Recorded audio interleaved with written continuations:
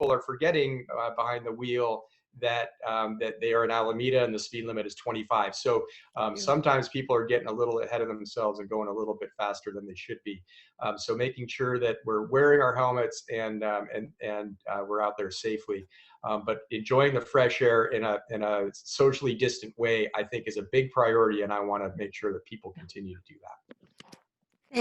Thank you, Dr. Walsh. Yeah, and thank you for that observation. I've noticed the same thing, that just because there's less traffic, people, I think sometimes lose track of their speed, and sometimes I think are just tempted to see how fast they can go. But we indeed have more people out walking, riding their bikes, pushing strollers and things, and we need to take care of everyone. So thank you for that. And then let's hear from from our recreation and different camp activities that are happening this summer. Let's start with you, Amy Wooldridge, if I can. This is our Director of Recreation and Parks for the City of Alameda. And tell us what you, and I saw Patrick Russi here too, right? So Yes.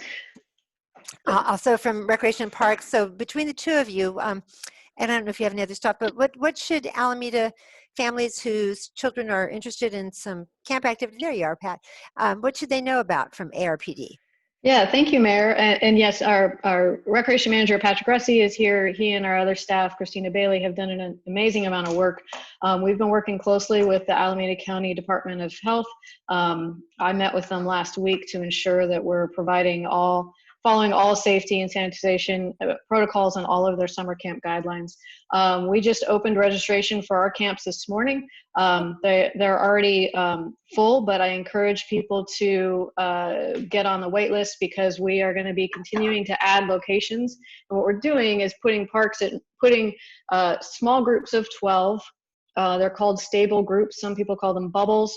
And groups of 12 kids registered, and those groups don't interact with each other. So we're using all of our many park sites to open up what we're calling, I call it bringing it back to our old school roots.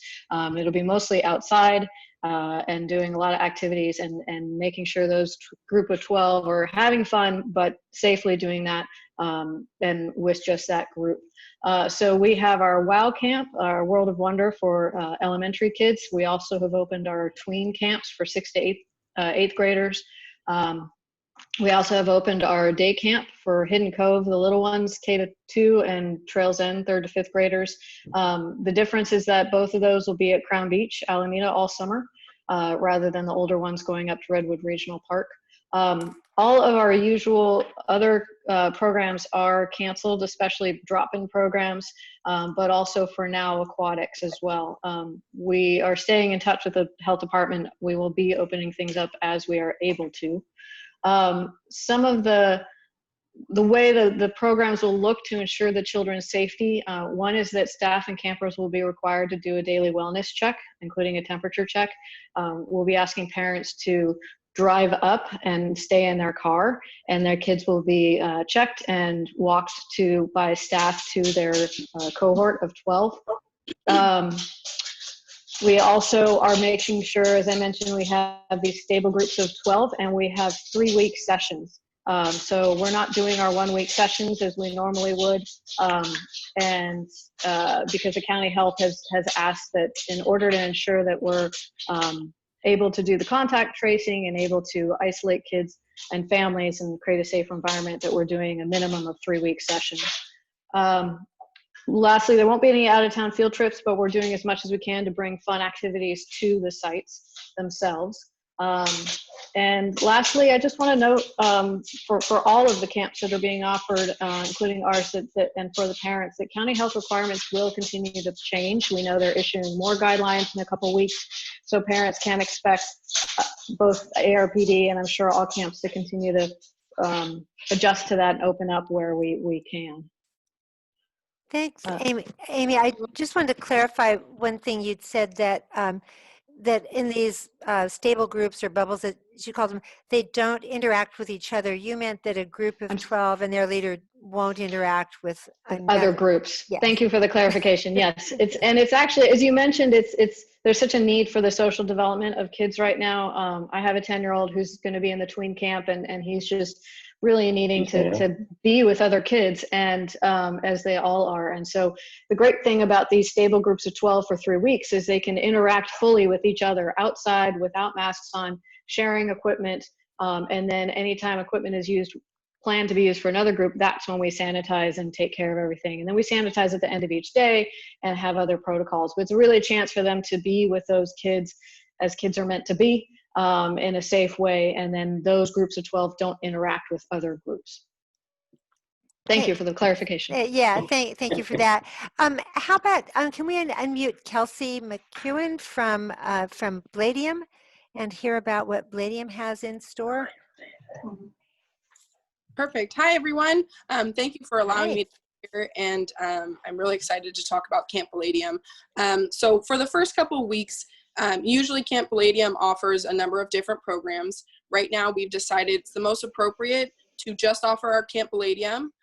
We do have a huge space for those of you who have been to the Palladium and know we have lots of indoor fields, as well as 2 outdoor fields that allow us to bring kids outside, which obviously we've deemed as safe and appropriate. We will also be using our the stable groups that Amy talked about. So for my comfort and for my staff to feel like we can begin to move back to some type of normalcy, we're going to limit it to 10 kids per group. It's really important for me, not only for our kids, but for my youth staff, the local high school students and local college students who are returning to help me run this camp, feel comfortable, especially since they're going to be in a group with 10 kids to handle. So that's one of the ways that we're starting to do that.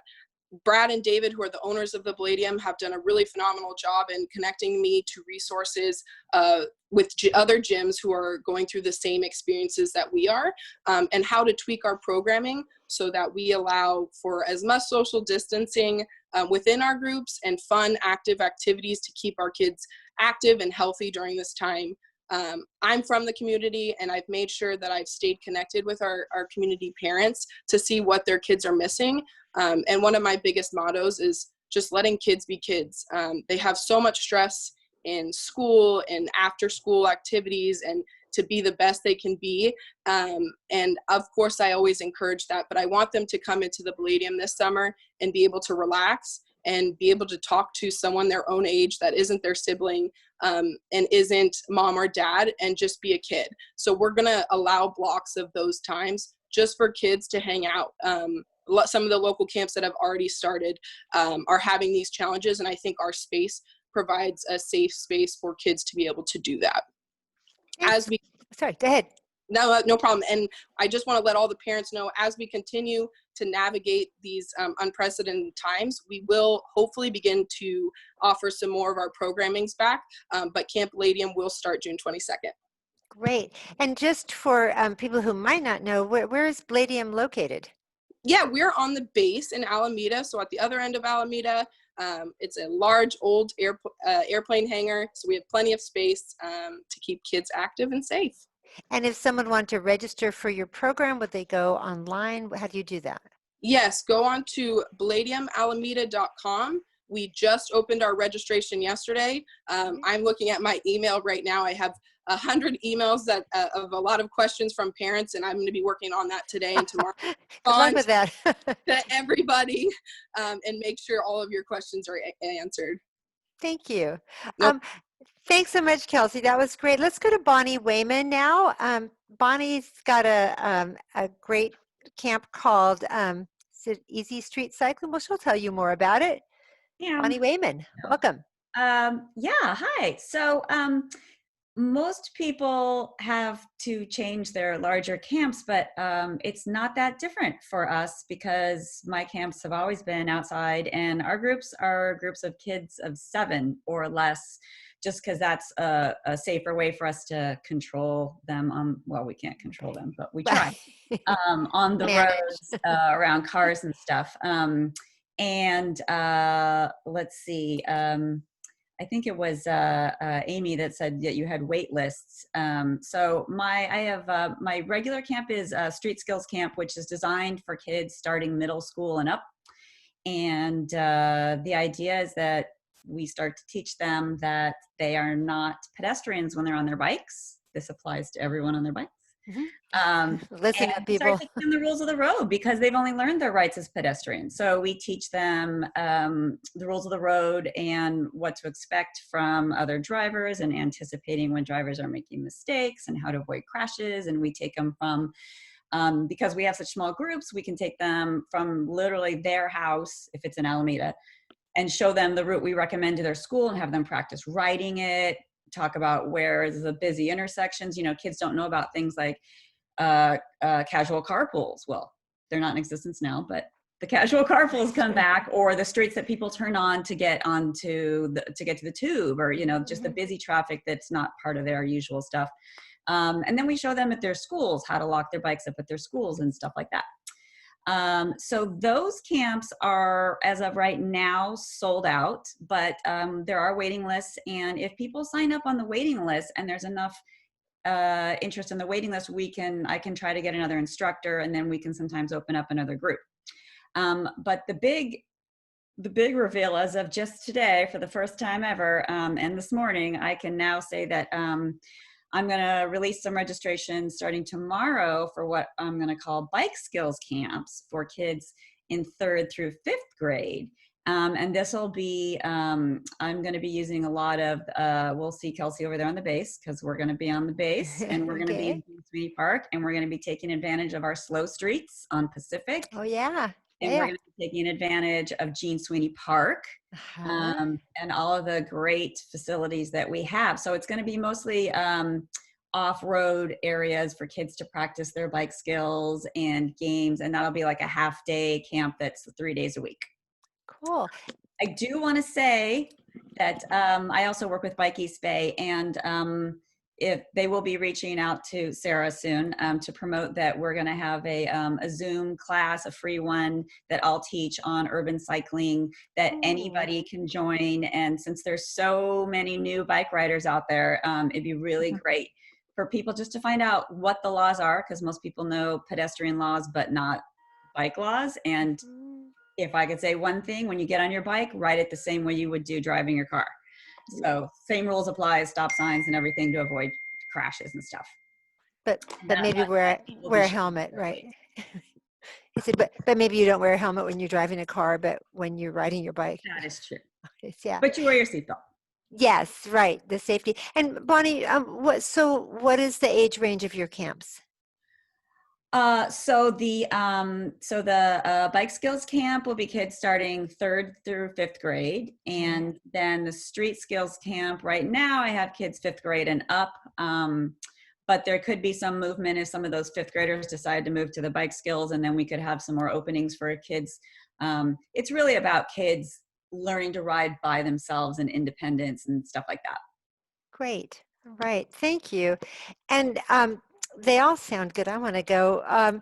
Sarah Oleas is with Alameda Education Foundation, and they are offering summer programs a little different than the ones you've heard about so far. So Sarah Oleas, welcome, and tell us what you've got in store for Alameda Youth this summer.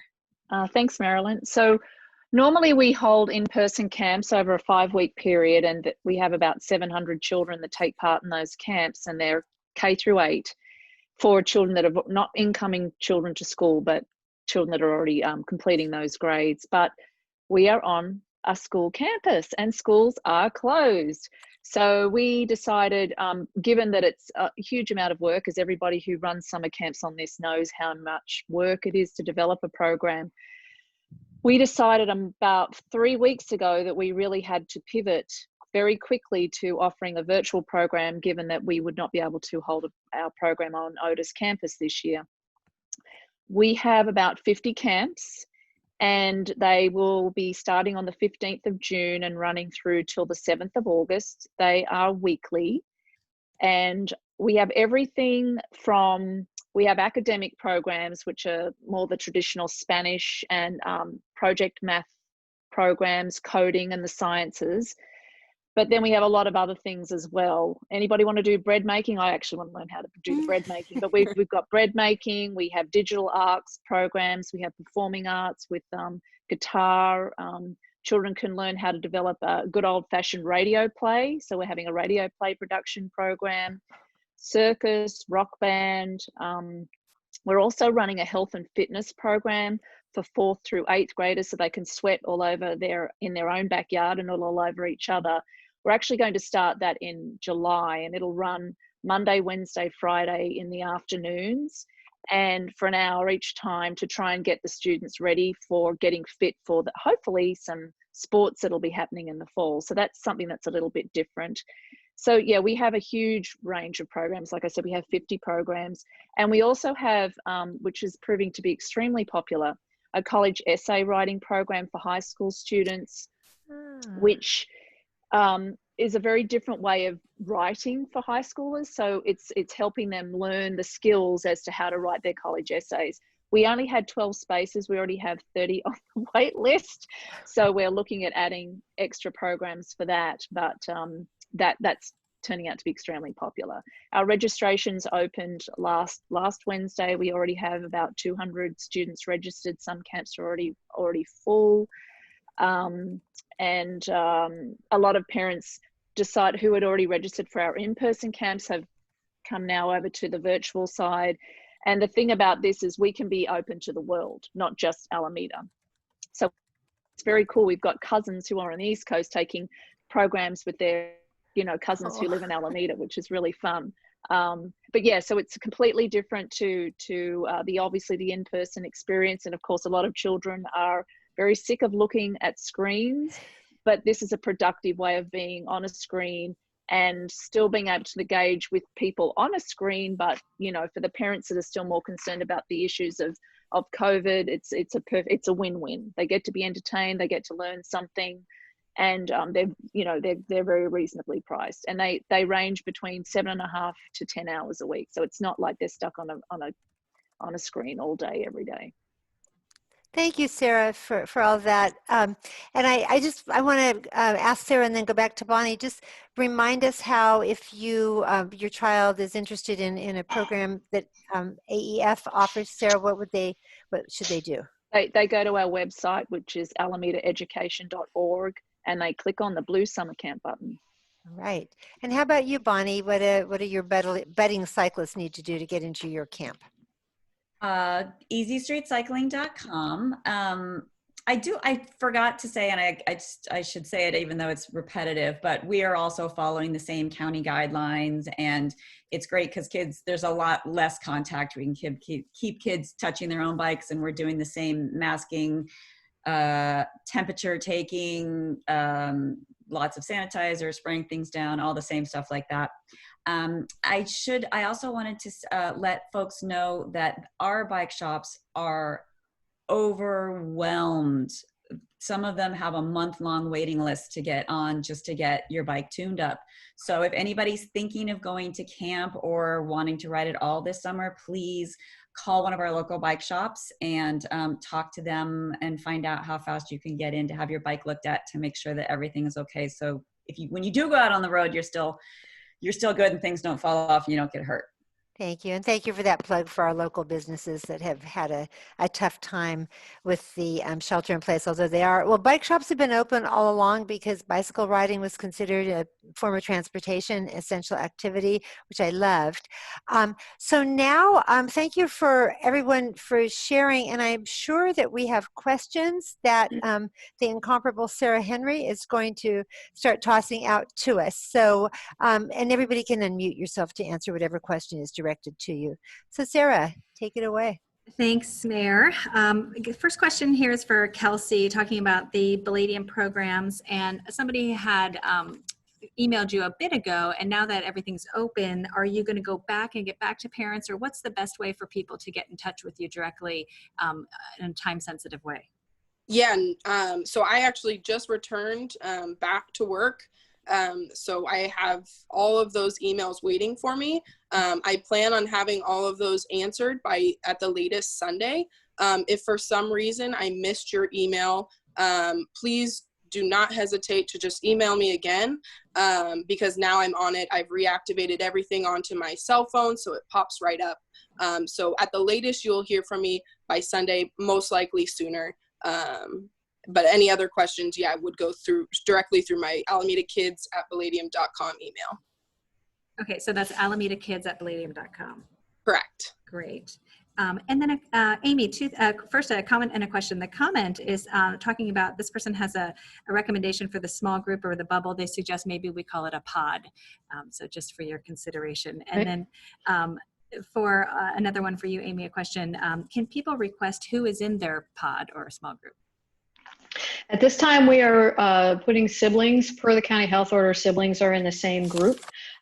We are not taking requests at this time for friends in same groups. You can send us your requests, and if it's possible, we certainly will hold those on file, but it's quite a complicated task to coordinate these small groups at a number of different parks. We're trying to get kids in parks. We'll try and get them in parks closest to their homes. But we also recognize that we think organically a lot of kids will end up together. If they they live near Godfrey, then they'll all end up in the Godfrey camp. But we have to prioritize family and siblings first. Okay, here's another question for you. Are you hiring at ARPD? We are always hiring at ARPD. So yes, please go online and complete an application. Okay, I can vouch that they were a great employer.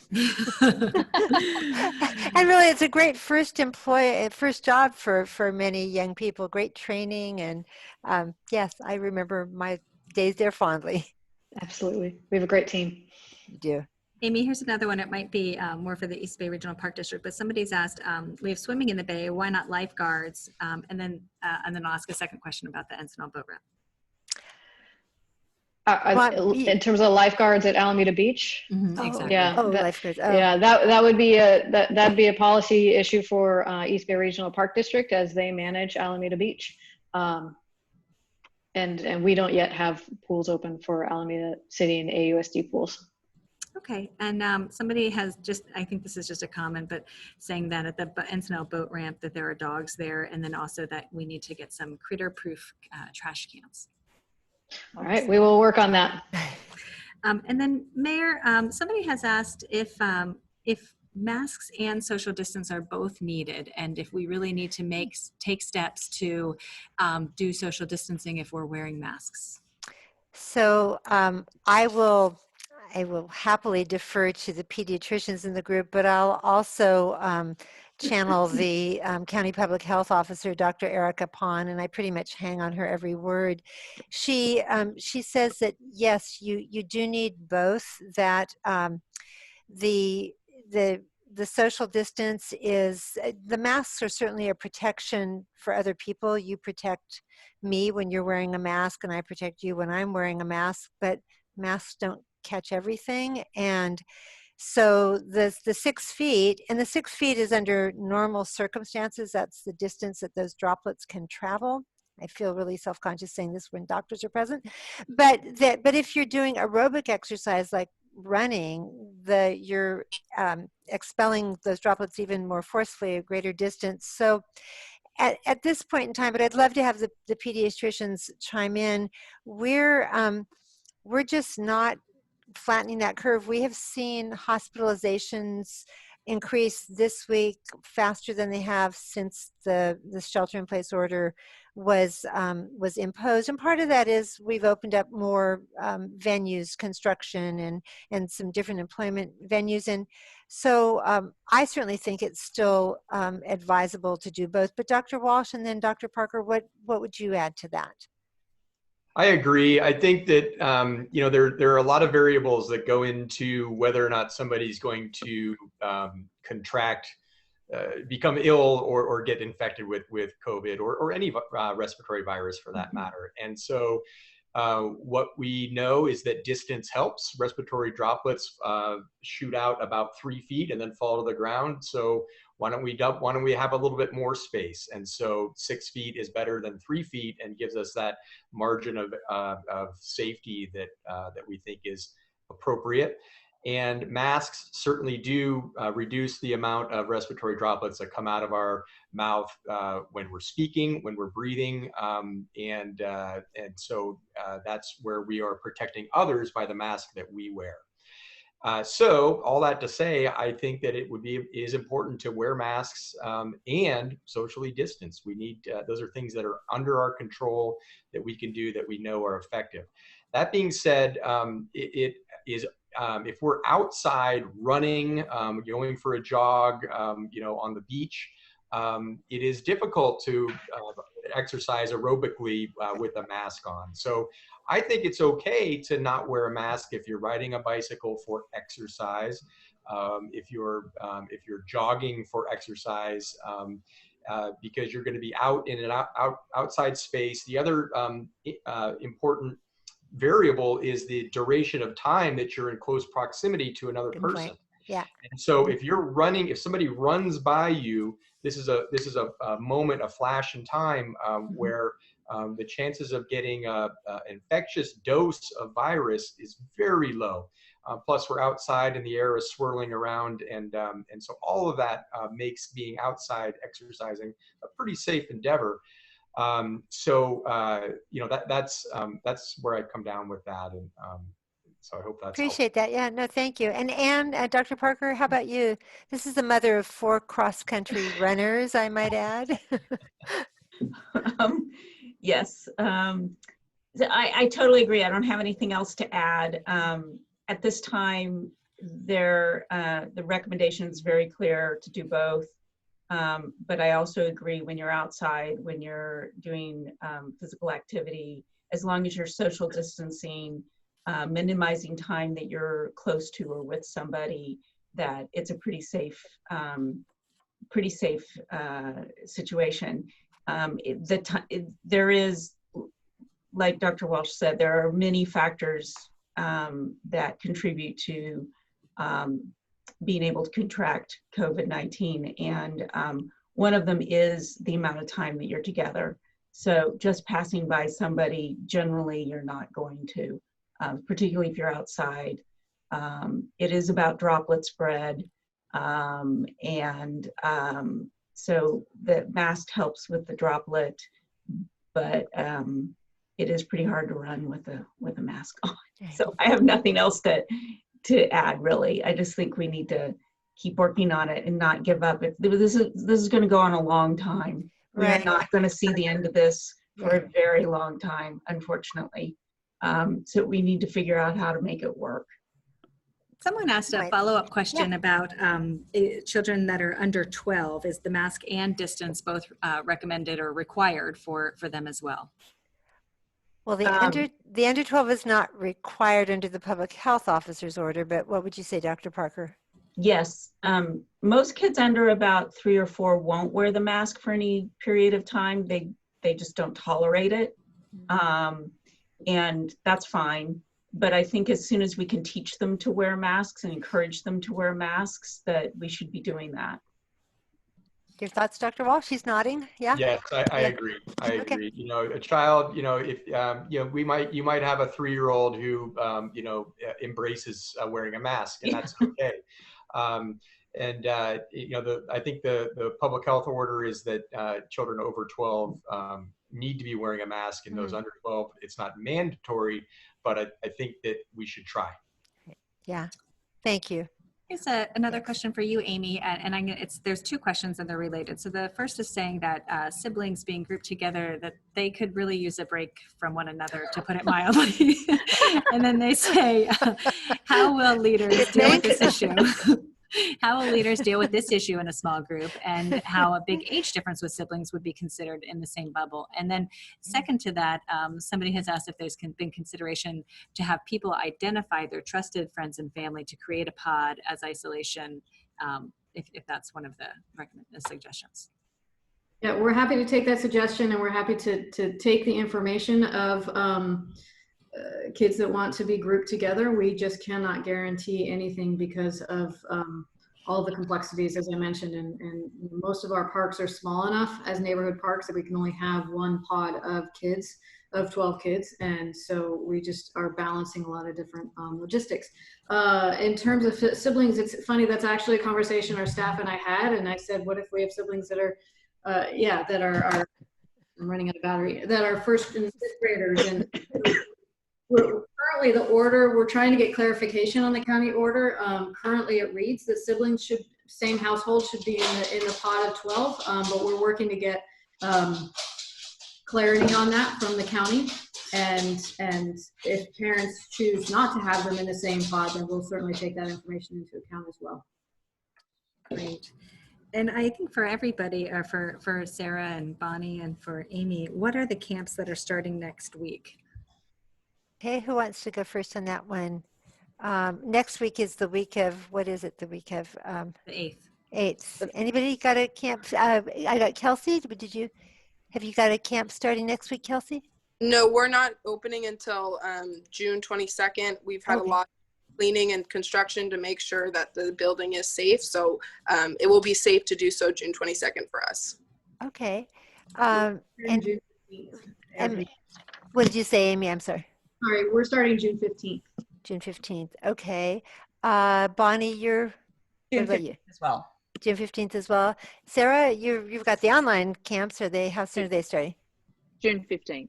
June 15th. Okay. So in the meantime, everybody get out and, find those slow streets and walk and roll on them, and the parks, not the playground equipment. It's not open yet, but the open space. And yeah.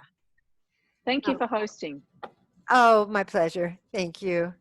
So it's a nice resource for people to see what's available. Yes. Mayor, I have 2 more questions for Amy, and then I have other questions with regards to the release of the video of the body worn Absolutely. camera.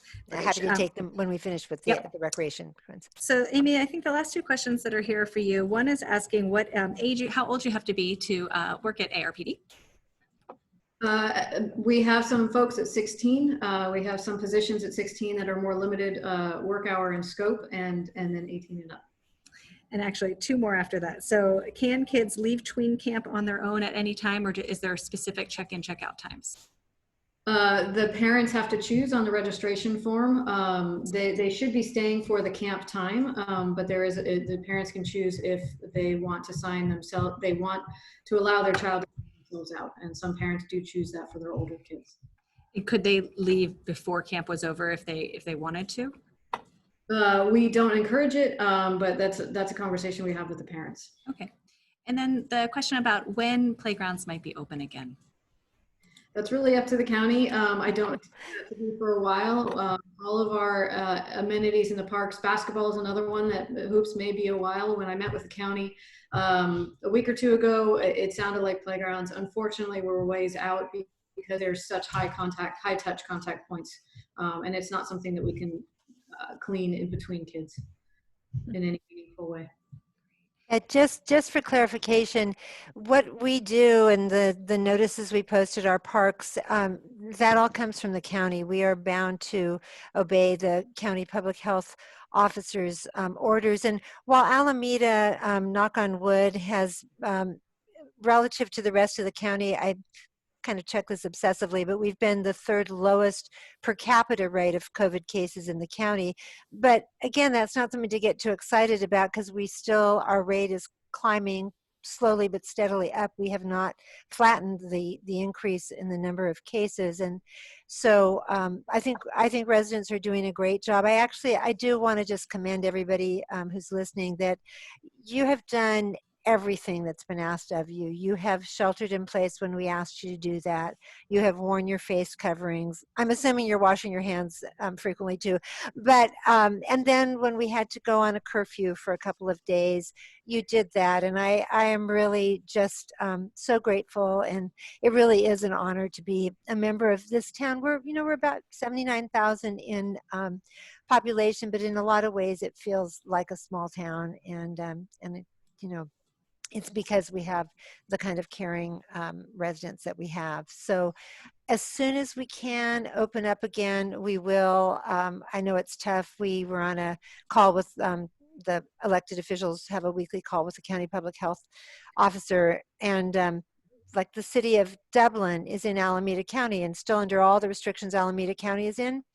Right next door is the city of San Ramon, which is in Contra Costa County, which has a lower rate of spread. And they've opened up things like, I guess, some retail. You can go into stores or go into restaurants and actually eat in a restaurant. Do you remember what that's like? But anyway, but we do things by county because that's, viruses don't respect city limits. And for the most part, the Bay Area public health officers, we're all moving in lockstep, but they're looking at the data. And so it is data, not dates, that is going to inform when we get to start relaxing the shelter in place orders still more.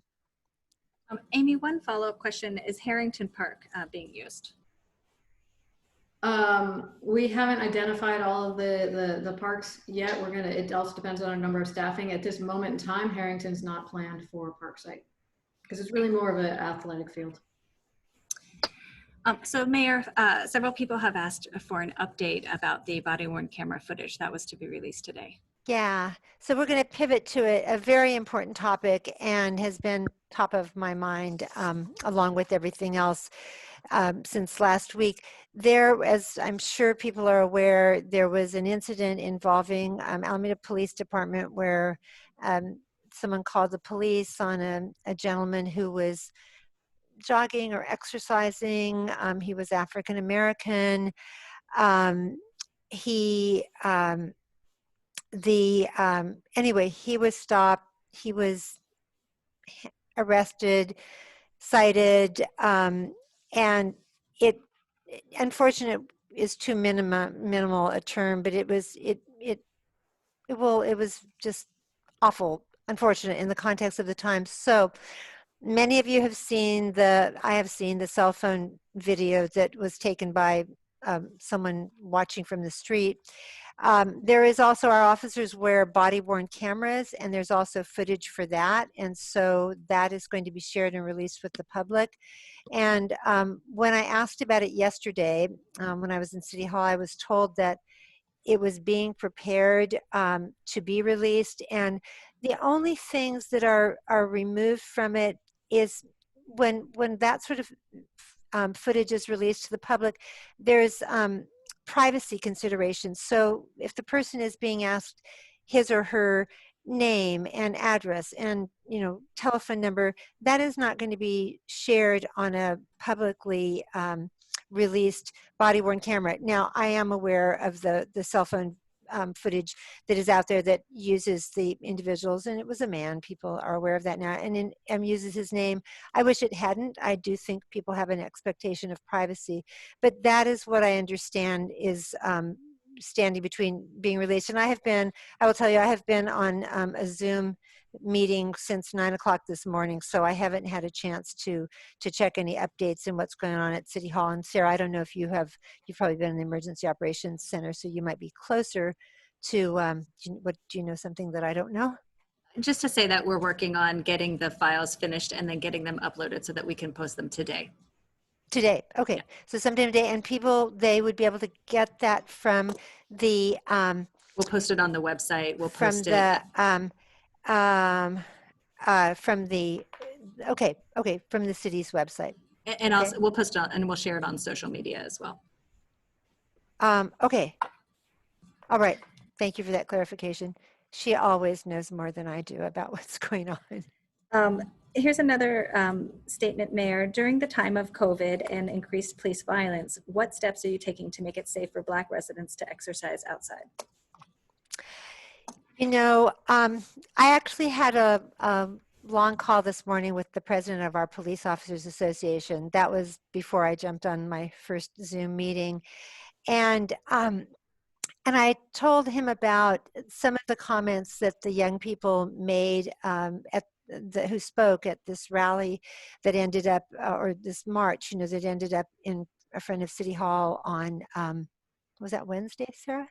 But the days all kind of blend together lately. But one of the things that that really just hit me hard was young African American students saying, if I got in trouble, if something happened to me, and who would I call? Because I'm afraid to call the police, and that is not a good thing. And so one of the things we talked about, and I've said this, I'm trying to reach out and be as accessible as I can to the community in a lot of ways. My Zoom town hall, I do a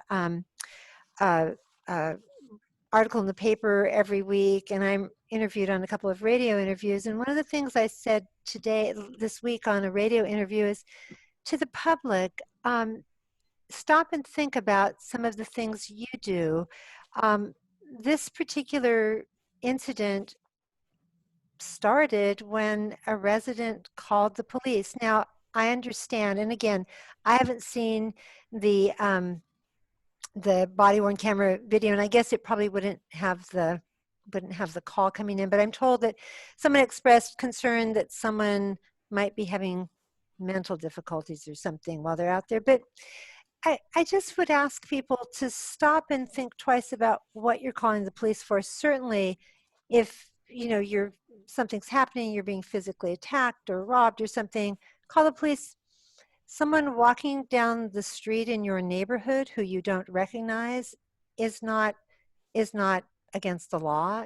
That is not a call to the police. Someone of color walking down the street in your neighborhood or any street, it's not a call to the police. Someone wearing a hoodie, that's not a call to the police. But it's on all of us. It is, and it is something that I know our police officers in our police department are looking very hard at, in addition to all the training they have in crisis intervention and recognizing implicit bias that we all have.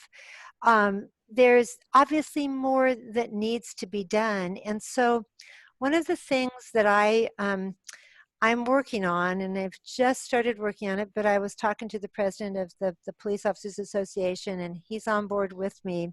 We want to start some dialogues in our city, including involving the police officers in this city who are very concerned. I mean, they haven't had a chance to speak out, but they also don't want people to be in fear of them. And so I want this dialogue to take place for the youth, for some of the youth, especially some of the ones we heard from the other day, and some of our officers, probably facilitated in a safe, comfortable setting, whatever it is. And it's not as easy as and by the way, if it were just as easy as adopting some slogans, we'd do it. But you all know that change takes a whole lot more. But we are willing, I am willing as this mayor, and I've got a city council behind me that is every bit as concerned as I am, and city administration and the police chief. We want to see meaningful change.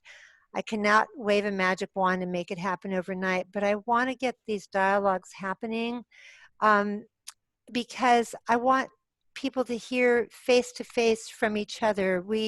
I say this often, that it's so easy to communicate with the people who think just like us. And, it reinforces our beliefs, and yeah, you're a good person because we share the same views. But we need to hear from people who don't think like we do. And when we identify a problem that is happening now, and it's heartbreaking to me that these teenagers and sometimes younger are learning that they should fear the police, we need some dialogue, and we're in this city that can happen. Now, and we've been texting back and forth in between the POA president and myself. He's got to run it by the attorney for the Police Officers Association, and I need to talk to the city attorney. I'm sorry, even we're going to have a call at 2, but I sprung it on you a little early. And obviously the city manager and the police chief. I mean, I don't get to just dictate policy, but this is my desire, and I believe that within this community that people are willing on both sides to say, yes, let's sit down. I want you to hear how I feel, and to even what it's like to be a Black person just out walking. And I mean, the other day at the rally, Mia Bonta, who is our school board president, the wife of our assembly member, Rob Bonta, Mia's family is from Puerto Rico, and she's got, sort of darkish skin color. She's beautiful, and she's got, her color. But Mia, who is a Yale law school graduate, talks about, to this day, going into a restaurant and having people give her kind of a hard look, or going into a store and having people kind of, clerks, keep an eye on her. And I remember when I was in college, and this is my senior year of college. I'm getting into a little too many anecdotes, but I spent my senior year of college in Beirut, Lebanon, at the American University of Beirut, which was at that time part of UC's education abroad program. And my family background is my grandparents on one side are from Lebanon, on the other side from Syria. But a couple of my good pals in that program who were American students with me were African American women. And we'd hang out, and there's some great shops in Beirut. We'd go out for lunch or for coffee. And one time they were telling me, you know what's so great about being here? I said, what? And they said, you go into a store and nobody like follows you around because they think you're shoplifting. And I said, what? And they said, oh yeah, you know, back home, you go into a store, and I mean, one of my friends was pre-med and the other, I can't remember, you know, these just bright, articulate, beautiful women. And it never occurred to me. But then that's what these young people were talking about the other day. Even a little boy, because we've got a couple of pediatricians on, and all you recreation people, his name is Max. And when he was in 3rd grade, there was another boy named Max. The other boy was white, and he was actually a bully, and he liked to beat kids up. So a kid would go to the teacher and say, Max beat me up. And the African-American boy, who wasn't a bully, he got called to the principals every time. And this is where, I mean, it just starts so young, and our kids shouldn't be exposed to that. What we have a responsibility, those of us who are in elected office and in positions of governance, is to see that in our city that we have ways to look at what happened, how it should never happen again. Is it better training? But I do think the dialogue is so important, because I think it is just so important to hear in real time firsthand from people who have been impacted by the actions of police. And when we do release the tapes later today, the video files, we'll also release an audio file of the original call to the police department's non-emergency line from the resident. So here's a person saying that they demand that action is taken against the officers, that they're put on administrative leave during the investigation. Your demand is noted, and that is you know, beyond my city council does not direct the police department activities. We create policy, but this one is happening in real time, and there will be an outside independent investigation of that incident. I know that. And then I think the last question that I have is just what are you going to do as mayor about the incident of police brutality within our community?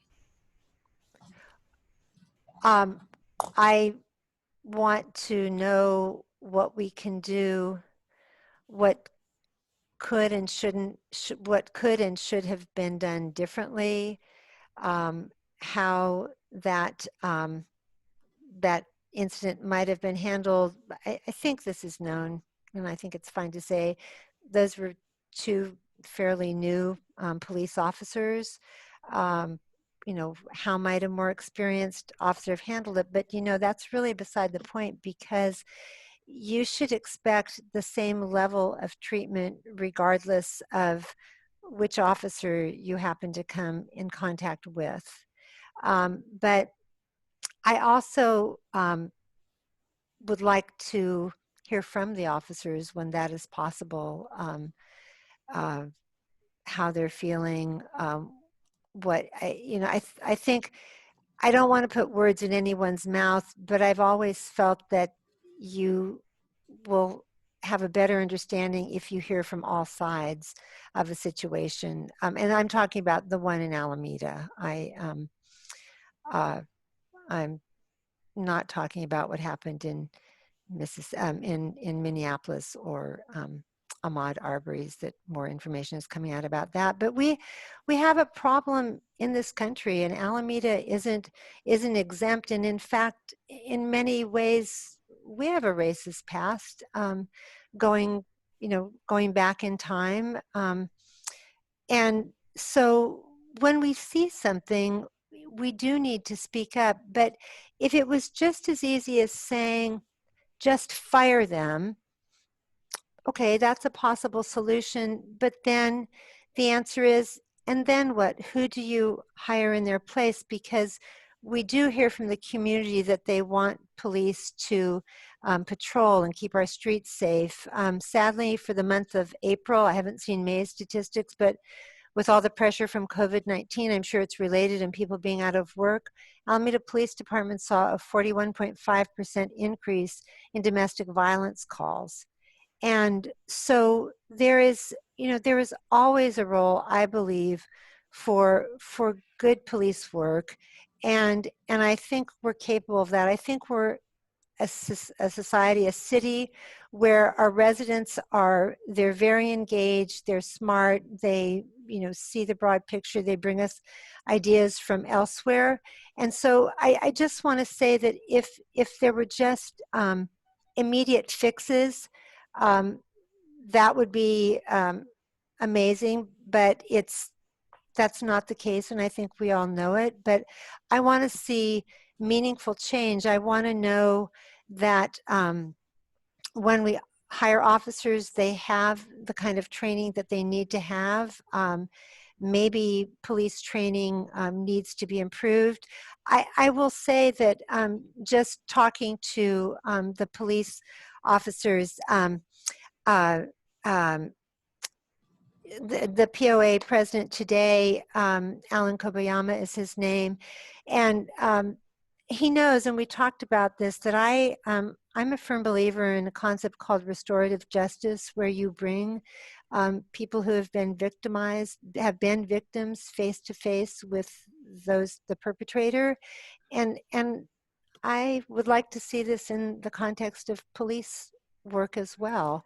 And Alan is, he's a pretty enlightened guy. He's actually working on his PhD right now in his off hours, but he said, Mayor, I agree with you. And I mean, some of you know, once upon a time long ago, I was a probation officer before I went to law school, but I just, there's so much that can be done that you want to make sure that we're always getting better moving forward. So again, in Alameda, I think there's space for a good dialogue to actually, do something constructive and proactive and hear those painful truths that we need to hear. And so that's what, as mayor, I will support. And I don't think I've got any council members on here with me, but I know my council, and I think that we'd get a pretty solid majority supporting that as well. So these are tough times, but we're not going to pretend this didn't happen, to look the other way. It's happening in real time, and I'm actively looking for ways to improve going forward. Any more questions on that, Sarah? No more questions. All right. Well, again, I can't thank you all enough who participated, and thank you. One of the things about these town halls is they do, this is your opportunity to ask me questions, and again, I'm grateful for the opportunity to speak with you. We're all learning as we go. We thought we were all learning as we go with COVID, and then George Floyd was killed. And the public health officer, I'll just close with this. I have great respect for Dr. Erica Pon, and she calls this a double tragedy, that COVID-19 was already impacting communities of color more heavily than other communities. There's a disparate impact, and it's not because there's some, genetic difference or something. It's because communities of color tend to have less availability, less access to good health care, and sometimes insurance, and don't get themselves to the doctor as often as they should. And so they have health outcomes that make them more vulnerable to something like COVID-19. And then on top of that, the travesty that happened in Minnesota, but yet kind of pulled back the curtain. This has been a difficult summer in Breonna Taylor, in New Orleans, and Ahmaud Arbery, and so many others. And so this is, as I told the students when I spoke to them the other day, this is a moment in history that we're living through. And so it could just go down in the history books as a tragedy, or it could be the moment where we make some meaningful changes that need to be made. And I think that the most meaningful changes really do happen at the local level. Don't even get me started on the federal government right now, but I just, leave you with the word November to give you hope. But we can do a lot in Alameda. And so I thank all my very activist community members. You are my conscience, but I've got a pretty good conscience myself, and I want to work with you, and we can do better. So with that, thank you, everyone. Take care of yourselves. Be kind to others.